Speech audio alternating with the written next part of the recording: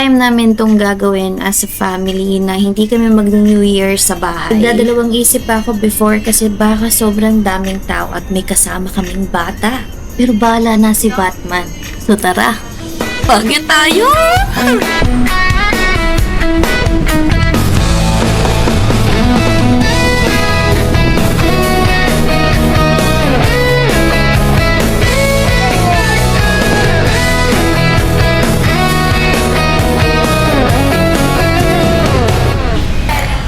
Napaaga ang mga persons. So, sobrang bilis ko mag-drive. Ang aga namin nakarating, more than 3 hours pa yung antay namin para makapag-check-in. Hungry? Buti na lang may katabing McDo yung hotel na pag-i-stayan namin. I think mga past 10 or 11 na rin to. Oras na rin to ng gising ni Kaiko. Kaya for sure, ang una niyang hahanapin bukod sa tablet niya ay pagkain. Kung gusto mong laging masaya si Kaiko, huwag mo siyang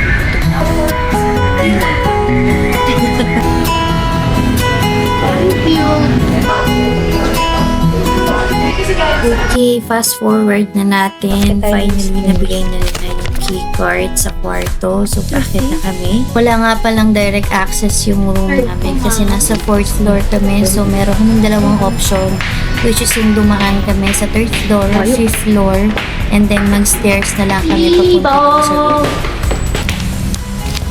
So, finally, nandito na kami sa room. Nagkaroon lang ng konting changes kasi yung original na room na pinup ko is dapat with city view. Kaso nagkaroon ata ng something or glitch sa system nila, hindi nila na-book. Kaya heto kami ngayon, walang city view. Pero okay lang, importante. Complete naman at malinis. At saka komportable kami. Tain na ako. Kaiko, say Merry Christmas. Wika. Happy at New Year.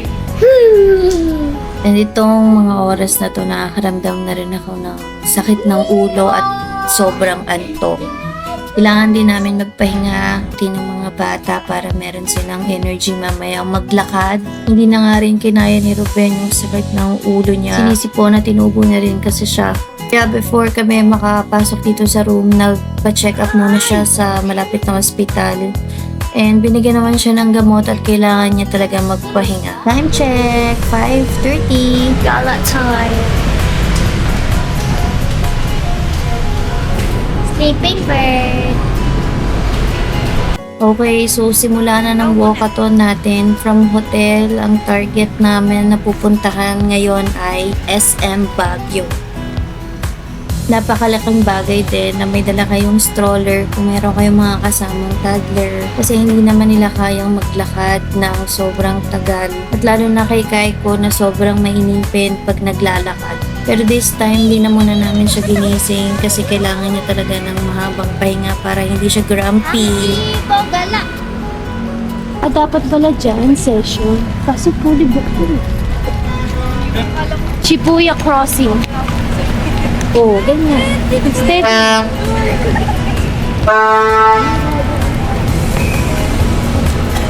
Patarik ng patarik. Ito yung packet ng Mark 8M. Patarik siya. yung pawis ko frozen.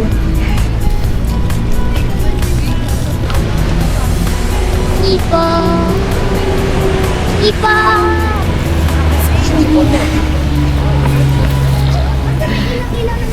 Doon pa yung SM? Saan di ka makita?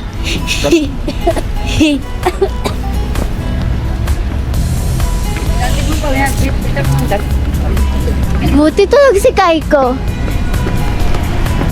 Mo.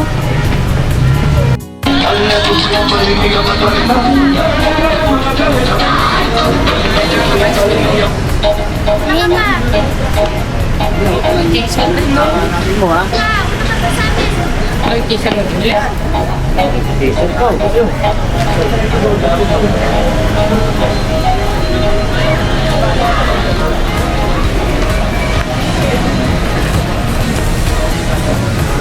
Pipo!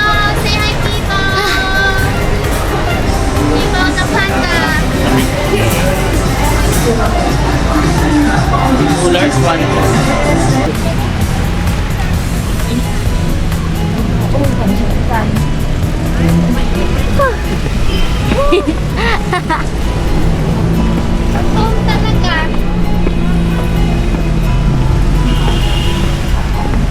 talaga pagpunta sa SM. Gutom na, gutom na.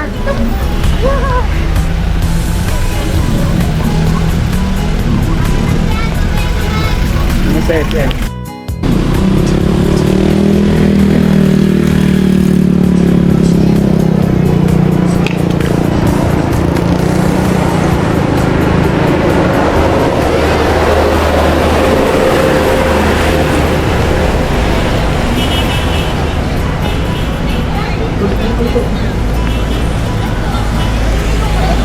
Happy birthday!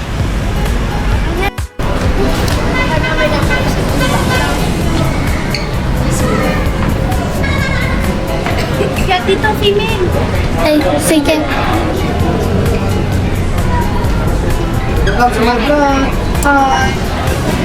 Hindi na namin kaya umikot para maghanap pa ng ibang food. Kaya dito na lang kami kumain sa food court. Order lang kami ng usual na kinakain namin. Kibo, umiyak na. Gutom na rin siya. Wow. Since December 31 today, hanggang 17 lang si SM. And meron silang pa-final fireworks. Wow, sakto! Sakto tapos na!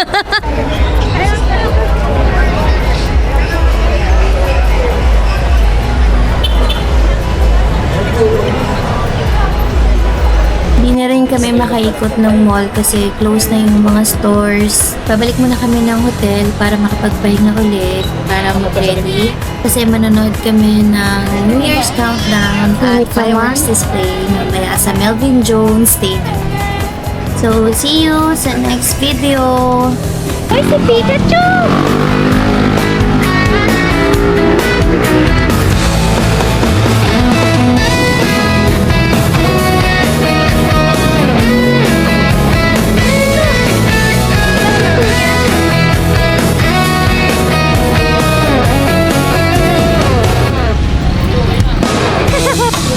Bakit ba ikaw walang emotion?